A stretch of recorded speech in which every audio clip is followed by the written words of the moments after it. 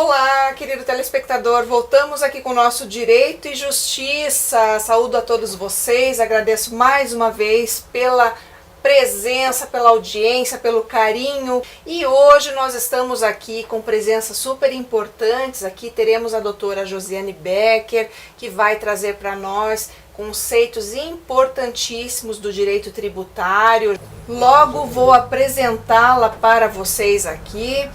Temos também as nossas atrações semanais, que são o Ney Daniel, com o comentário de notícias, que normalmente aí vocês já conhecem.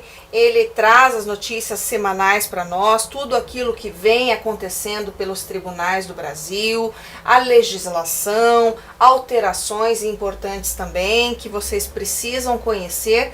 E claro, também a nossa queridíssima Gorete Stravini, que traz para nós as notícias lá da terrinha, lá de Portugal, para que você, brasileiro que conhece, pretende conhecer, enfim, possa saber um pouco mais lá do nosso país irmão. Mas antes disso, eu vou chamar o nosso break, mas espero você!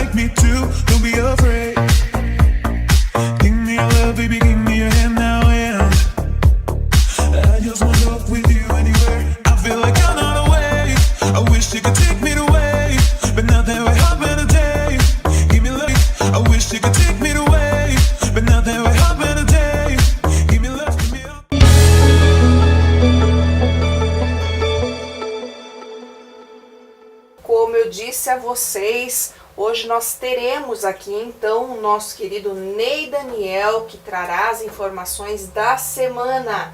Ney, conte para nós quais são as atualidades no mundo jurídico.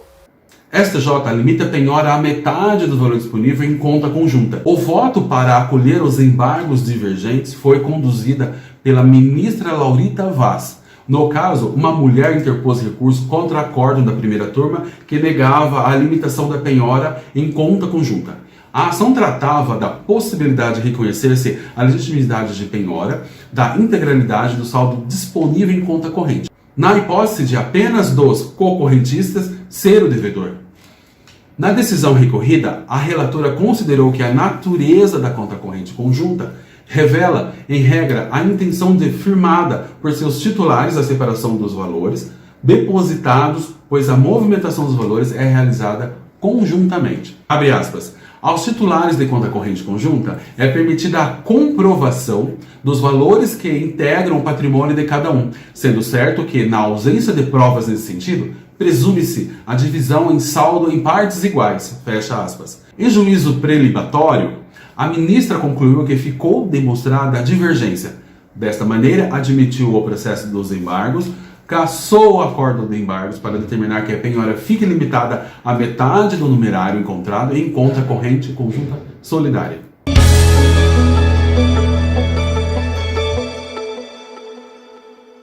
Querido telespectador, como nós também já havíamos dito para você, teremos a nossa correspondente internacional, Gorete Stravini, com as novidades lá de Portugal. Gorete, qual a novidade dessa semana? Olá, professora Débora, Ney. Hoje eu estou aqui em uma das regiões ou distrito, freguesia mais populosa de Lisboa, aqui em Portugal, que é a região de Sintra. Nós estamos aqui no bairro freguesia do Cacém. E eu quero compartilhar com vocês hoje qual é a maneira mais correta de se adquirir um imóvel e se legalizar aqui em Portugal. Como eu disse na semana passada, falamos sobre legalização pessoal de documentos. documentos. Agora nós vamos falar sobre a legalização de um imóvel. Pessoal, após ter obtido a sua documentação, já está totalmente legal no CEF, no NIF, no NIS, enfim, em todos os órgãos aqui do país. Depois de um período trabalhando e você obtendo aí a sua residência, seja ela permanente ou temporária, vamos falar, um currículo, né, financeiro legal junto ao Banco de Portugal, você consegue aí o financiamento da sua casa própria aqui no país. Não é tão difícil assim não, gente. Ou tem a maneira também de adquirir o Golden Visa Portugal, que é onde você pode comprar diretamente o seu imóvel aqui e já se legalizar direto aí, obtendo a sua nacionalidade portuguesa. Então, quer se legalizar em Portugal? Quer comprar o seu imóvel aqui em Portugal? Faça os passos de maneira correta, obtendo primeiro a sua documentação, depois um trabalho junto às finanças, com as suas declarações em dia, com todo o seu trabalho bonitinho, porque aqui não existe jeitinho, aqui realmente a coisa tem que ser feita e tem que ser feita de verdade.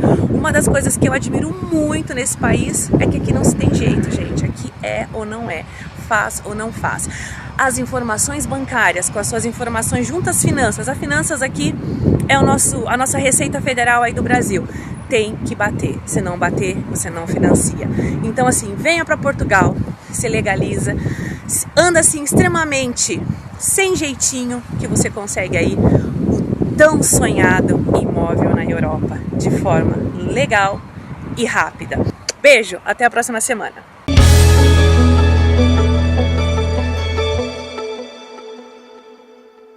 Olá, caro telespectador, voltamos aqui com o nosso Direito e Justiça. Como eu havia prometido a vocês no quadro anterior, nós vamos iniciar hoje uma conversa maravilhosa aqui com a nossa queridíssima doutora Josiane Becker. Doutora, seja muito bem-vinda aqui ao nosso Direito e Justiça. Obrigada, eu que agradeço pelo convite de estar aqui. Imagina, nós ficamos super felizes em tê-la aqui. A doutora Josiane, olha só, eu vou, antes de começar essa conversa gostosa com ela aqui hoje, vou apresentar e vou trazer brevemente aqui algumas linhas sobre o currículo da doutora Josiane.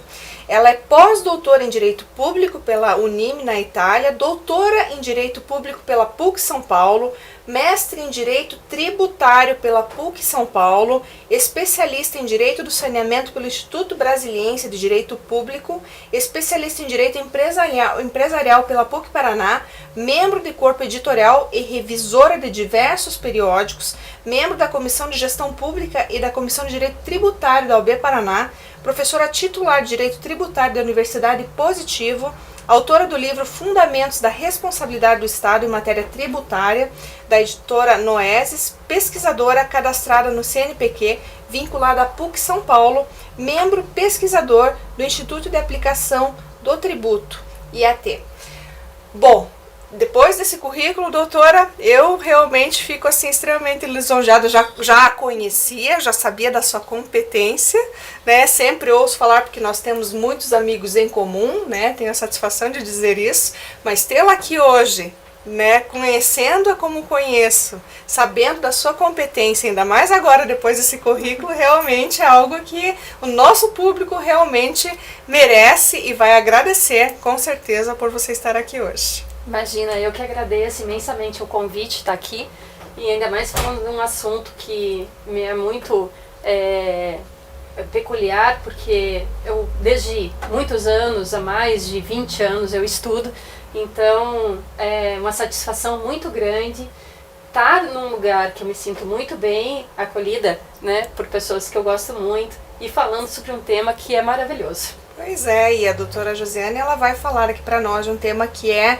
afeto aí a muitos advogados, enfim, juristas, né, e especialmente aqui agora, né, quando a gente toca num assunto que é tão nevrálgico, que é a tributação, né, doutora Josiane? Então, o direito tributário aqui para nós, especialmente para juristas do seu calibre, né, que é objeto de estudo, inclusive, pode ser tão desmistificado e trazido aqui para o nosso telespectador sobre a sua ótica, da sua investigação, né, do seu olhar, que é muito apurado e pode com certeza aí trazer essa visão nova para esse público. Como a gente fala, o Direito e Justiça, ele veio dentro desse propósito, sabe, animado justamente pela vontade de disseminar conhecimentos, trazendo aqui grandes juristas como você, que podem então contribuir para esclarecer o nosso público. Então eu já vou até inclusive direto para uma das perguntas, que é: qual a sua relação com o direito tributário? Porque esse amor todo, e até pelo convite que te fiz para estar presente hoje aqui, né?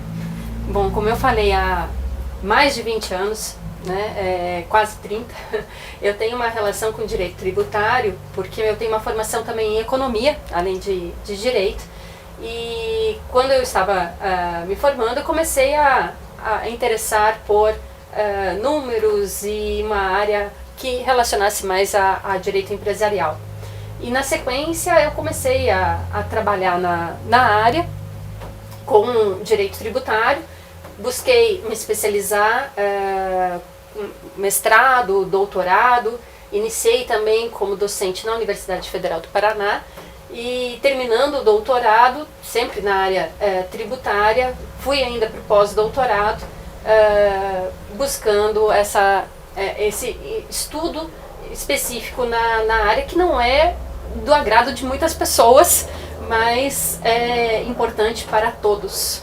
Exatamente, né? Isso que a gente ressalta aqui, da importância do direito tributário, porque, como a doutora Josiane comentou, nem todos, né, inclusive na área jurídica, acabam indo, né, ou migrando para a área tributária, né? Porque existem várias áreas do conhecimento dentro do direito, mas a área tributária de todas é uma das mais relevantes, sem subestimar, né, sem minimizar a importância de nenhuma das outras, né, mas a área tributária, ela vai justamente de encontro com esse grande interesse dos brasileiros, que é questão fiscal, né, questão de você saber como então vai ser aí atingido pelo nosso querido leão ou não, né?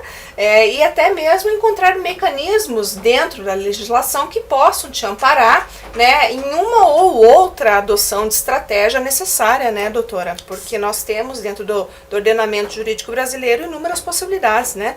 A legislação assim nos possibilita, né? Sim, o direito tributário, na verdade, ele afeta a todos, porque todos pagam tributos todos os dias, a quase todo momento, seja em relação a consumo, a serviço. Então é uma área em que todos são afetados e poucas pessoas buscam efetivamente conhecimento sobre o que estão pagando, quais os tributos que estão pagando. Existem muitas leis sobre trazer a transparência na área tributária, mas poucas pessoas buscam a informação quanto à transparência, quanto à legislação, quanto à forma como se está tributando. Mas, como eu falei, é uma questão necessária, porque quem é afetado com a tributação no nosso sistema brasileiro, efetivamente é o contribuinte, é quem consome, quem compra produto, quem consome serviço, quem tem o seu salário, quem tem a renda, mas infelizmente são as pessoas que pouco reclamam e pouco conhecem e pouco vão atrás do conhecimento em relação a isso. E que são justamente as mais afetadas, né? Sim. Pela tributação. E nesse sentido, então, doutora Josiane, nós poderíamos falar que o direito tributário e essa conversa que nós estamos tendo aqui acaba consistindo em um tema árido de ser tratado? Sim, justamente por ser um tema árido que poucas pessoas buscam o conhecimento, porque não é algo muito tranquilo e tão fácil para entender. O nosso sistema tributário é muito complexo e essa complexidade ela acaba trazendo um afastamento das pessoas em relação ao tema. Mas, embora seja complexo e isso traz uma aridez ao assunto, existem formas de tentar simplificar a transmissão do conhecimento em relação ao que está se pagando, o que está acontecendo. É muito difícil trazer efetivamente quais são os impostos inseridos num determinado produto ou serviço. Nós temos legislações, inclusive, que quando a gente pega uma nota fiscal, a gente verifica, tem o valor da tributação incidente sobre aquele produto ou aquele serviço. Mas é algo estimado, é muito difícil ter uma certeza em relação a isto. É um sistema complexo, mas que se houver uma busca por uma tentativa de verificar onde tem conhecimentos trazidos de uma forma mais simplificada, como essa conversa aqui, é uma forma de que as pessoas, no mínimo, entendam o que está acontecendo em relação ao que estão pagando, como que pagam, por que pagam e o que pode ser feito também em relação à legislação, porque nós temos vários projetos de leis tramitando, tentando alterar a legislação, e isso nos afeta. Então é importante nós termos essa conscientização em relação à tributação. Mas sim, é um assunto árido, mas embora árido, eu acho que é necessário. Doutora Josiane, já falando nisso, então vamos entender aqui como que funciona o direito tributário, o sistema tributário dentro do país. O sistema tributário brasileiro, ele é sui generis. Não existe um outro país que tenha uma semelhança com o nosso sistema tributário. Inclusive, existem pessoas que pesquisam que poderia mais se aproximar, seria o Canadá e a Índia, mas mesmo assim não tem a nossa complexidade e não tem o nosso sistema de competências, né, que nós temos um sistema eminentemente constitucional, o direito tributário é eminentemente constitucional, mas nós temos um sistema de repartição de competências em que nós temos uma tributação realizada pela União, pelos estados e pelos municípios. Então nós temos os 3 entes federativos tributando. E essa tributação, essa competência atribuída a 3 entes não ocorre nos outros países. Além disso, o nosso sistema tem a característica de ter uma tributação muito alta sobre o consumo. A nossa tributação sobre o consumo é altíssima. Nós tributamos pouco a renda, mas tributamos muito o consumo. Até por uma questão legislativa, porque quando nós tributamos a renda, se o Brasil tributa a renda, os contribuintes, eles sentem muito fácil no bolso e eles reclamam. Então, não há um interesse muito grande em tributar a renda, porque a reclamação da tributação da renda ela é eminente. Agora, quando se tributa o consumo, essa tributação não é sentida de uma forma como as pessoas sentem a tributação da renda. Porque o consumo vem embutido no produto, vem embutido no serviço. As empresas e os prestadores de serviço, na verdade, eles pagam a tributação, mas eles repassam isso para o consumidor. E ao repassar para o consumidor não sente. Então, nós falamos, o produto está caro, o serviço está caro, mas o que tem de carga tributária embutida nesse produto e nesse serviço é muito alto. E as pessoas acabam não sentindo que aquilo dali se trata de tributação. Então, é mais fácil tributar o consumo do que tributar a renda em relação à reclamação das pessoas, dos contribuintes. Porque quando chega no consumidor a tributação, aquilo dali já o contribuinte nem sabe direito o que está pagando e acaba aceitando aquele ônus que lhe está sendo imposto. Então nós temos um sistema constitucional em que a tributação é separada em União, Estados e municípios, com uma alta carga tributária sobre o consumo. Nós temos uma carga tributária sobre o consumo, uma das mais altas de todos os países, né? Essa carga tributária ela é necessária, não alta, digo, é uma necessidade de se pagar tributo, né? Porque a gente precisa ter que pagar para que o Estado consiga se movimentar, mas poderia haver uma revisão disso e não deixar tanto para o consumo quanto deixar pouco para a renda. Porque esse sistema tributário ele é muito cruel para pessoas de baixa renda, porque quando a gente tem um consumo, uma tributação sobre o consumo, nós chamamos de um sistema regressivo, em que quem tem menos acaba pagando mais, porque todos consomem o tributo está embutido da mesma forma no produto para quem tem uma renda alta, tanto para quanto quem tem uma renda baixa. E então é pago de uma mesma forma, sem respeitar a capacidade contributiva de cada um. E isso acaba trazendo prejuízos, de uma certa forma, para toda a população, porque você acaba retirando cada vez mais a renda de quem recebe menos, que acaba arcando com uma carga alta de tributo e acaba retirando essa renda para outras coisas, outras necessidades básicas que essa pessoa tem. Então, é um sistema cruel, mas é um sistema que é muito mais fácil de gerir legalmente em relação à tributação, porque as pessoas acabam não reclamando nessa tributação sobre o consumo, mas afeta as pessoas de baixa renda. É engraçado, né, doutora Josiane, porque se a gente para pensar, por exemplo, em capacidade contributiva, sabe-se que no Brasil nós temos princípios, inclusive dentro do direito constitucional, né, e um deles, inclusive, quando a gente olha lá para o direito tributário que está dentro, que é inclusive, né, integrante ali da nossa carta maior, nossa carta magna, nós falamos de princípio da capacidade contributiva, não é verdade? Só que ao mesmo tempo, na prática, nós não vemos isso acontecendo, e é lamentável, porque como a doutora Josiane mesmo ponderou aqui, quem sofre mais é aquele que acaba ganhando menos. Então nós temos aqui como verdade, inclusive, esse fundamento que é um dos principais, um dos mais importantes aí dentro da ordem constitucional, que seria a capacidade contributiva, mas ao mesmo tempo essa inefetividade, né? E portanto, nós podemos também concluir que a carga tributária no Brasil acaba sendo extremamente alta, né? Sim, a carga brasileira é alta, quem paga essa conta é a classe média, a classe baixa, justamente pela tributação sobre o consumo.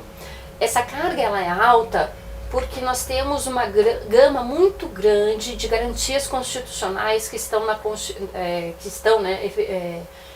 redundante até falar, mas que estão na Constituição, que tanto União, Estados e municípios precisam prestar serviços para os munícipes, né, os contribuintes, as pessoas que estão aqui no Brasil. Esses serviços custam. Né? A gente tem lá, artigo 5º, diversas garantias, nós temos saúde, nós temos educação, quando a gente vai para o 195 a gente tem o sistema previdenciário, mas tudo isso tem um custo para o Estado. Então o Estado ele tem uma necessidade de recursos muito grande e a fonte de recursos dele é eminentemente tributária, né? A maior parte dos recursos do Estado são de tributos. Então nós temos uma carga alta porque a nossa Constituição ela requer uma carga alta para que seja dado todas as garantias que estão ali instituídas na Constituição. Mas essa carga ela não é muito bem distribuída, né? Ela fica mais na classe baixa e na classe média.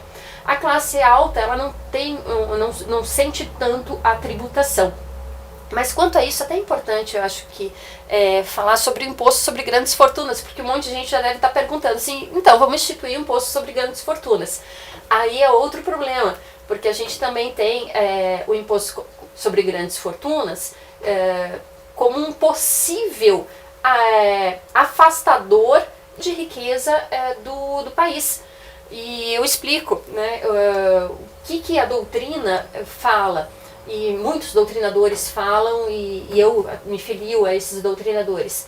Quem tem grande fortuna, embora não seja um conceito específico, é um conceito aberto, né, precisava a legislação trazer o que é grande fortuna, mas essa pessoa não vai deixar os seus investimentos e não vai gerar riqueza dentro de um país que lhe está tributando. Com certeza, no mundo globalizado que nós estamos, essa pessoa retirará o dinheiro do país. E não há um interesse que retire do país, porque esse dinheiro ele pode gerar emprego, ele pode gerar renda, ele pode gerar outros tributos, né, e trazer um aquecimento da economia que é necessário. Então não há um interesse de levar para fora esse dinheiro, e claro que quem tem a tributação ele pode escolher aonde, né, deixa o seu dinheiro, e com certeza levará para onde não tem uma tributação. Então, é complexo, é um sistema complexo, mas há deveria ser verificado, e daí nós temos, né, várias propostas até de reforma tributária, uma forma de ajustar isso, retirar um pouco a tributação das pessoas da classe média, diminuir também a tributação das pessoas que estão na classe baixa, desonerando essa tributação que está muito forte sobre o consumo, levando isso um pouco para a classe alta, mas também não sufocando, né, todas a classe alta. A gente tem um sufoco da classe baixa, da classe média, da classe alta não. Mas a gente poderia talvez distribuir isso de uma forma mais amena, para que nenhuma classe fosse sufocada, nem a baixa, nem a média e também a alta. Porque sufocar a classe alta também não é um interesse para o Brasil, de que saia a riqueza daqui. Isso explica também essa questão que sempre vem à tona, né, nos debates, mas por que não tributar as grandes fortunas? Então a professora Josiane está explicando aqui o motivo pelo qual muitas vezes essa possibilidade de tributação acaba sendo deixada de lado, porque se nós pensarmos justamente no fato de que essas riquezas poderão ser daqui retiradas, não seria conveniente, então, né, doutora Josiane, pensar por essa perspectiva de fazer essa tributação incidir sobre estas fortunas. Então, claro, existem correntes, como a doutora Josiane comentou aqui, né? Essa corrente é uma das existentes, né, a qual ela se filia. Então, pessoal, vale a pena sempre a gente se debruçar sobre isso para conseguir entender. Talvez você que esteja aí em casa nos acompanhando nunca tenha se deparado com uma discussão como essa. Então, você também consegue começar a entender por que nunca se implementa, porque sempre tem aí um paralelo sendo traçado para se chegar a conclusões que nem sempre são aquelas que você pode entender como sendo as mais adequadas, né? Por isso que a pesquisa no mundo jurídico, ela vem sendo desenvolvida sempre por profissionais como a doutora Josiane, que também conseguem entender todas essas problemáticas que estão envolvidas na tributação. Doutora, então nesse campo, tratando de tributação, e como você até já tinha iniciado aqui o teu diálogo, falar em reforma tributária hoje, né, ela possibilitaria uma redução da carga tributária ou não? O que você acha que poderia trazer de bom aí para o país? Existem várias propostas de reforma tributária tramitando lá no Congresso. Nós temos algumas PECs que estão sendo alinhadas tanto na Casa dos Deputados quanto no Senado, e nós temos também um projeto de lei que foi um projeto de lei encaminhado pelo atual governo federal. Todas essas propostas, elas não reduzirão carga tributária. Elas têm como um objetivo a simplificação do sistema. Porque, na verdade, a ideia ampla, e é o consenso já tomado pela maioria, que a nossa carga tributária, por ser complexa, ela traz um gasto para a arrecadação do tributo. Não só gasta-se para arrecadar e gasta-se também para cobrar. O governo tem um gasto muito grande em relação à cobrança de tributo. E tudo isso pela complexidade do sistema. Então precisa simplificar para trazer uma redução de gastos em relação ao pagamento de tributo e em relação à cobrança do tributo. Mas carga tributária, nós não teremos essa redução. Eu tenho ainda várias dúvidas em relação a isso, mas como o nosso tempo é limitado, doutora, eu lhe agradeço já pela presença aqui no Direito e Justiça, agradeço por ter trazido tantos esclarecimentos relevantes aqui para o nosso telespectador que nos acompanha semanalmente, e renovo já de antemão o convite para que retorne para trazer inúmeros outros esclarecimentos, elucide várias dúvidas que com certeza virão dessa sua primeira entrevista aqui conosco. Com certeza retornarei para falar sobre direito tributário, que é uma das minhas paixões, e para trazer também para o público vários esclarecimentos que eu acho que são necessários numa área que afeta a todos. Então, muito obrigada. Imagina, eu que lhe agradeço. E a você, meu querido público, querido telespectador, me despeço mais uma vez na certeza de que o Direito e Justiça entrou na sua casa e levou um pouco mais de informação para você. Um grande abraço e até a próxima semana.